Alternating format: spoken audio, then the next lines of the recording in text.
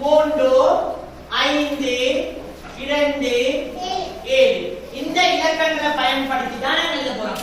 அதாவது 4 இலக்க எண்களை உருவாக்குற நேரம் முதலாவது வரப்போது 1000 நிலம், அடுத்தது 100 நிலம், 10 நிலம், 1 நிலம். ஆகவே இங்க சொல்றாங்க 5 இலக்க பெருமானம் 5 இலக்க பெருமானம் 500. ஆகவே 100 நிலத்துல 5 வரணும். இந்த இலக்க பெருமானம் 500 வரணும். 2 இலக்க பெருமானம் 20. 2 இலக்க பெருமானம் 20 என்றால் 10 நிலமாக இருக்கணும். ஆகவே 10 நிலத்துல 2 வரணும். இங்க 20 இலக்க பெருமானம் வரணும். ஆகவே அடுத்தது நாம் மீதியாக 5 2 எழுதிட்டோம்.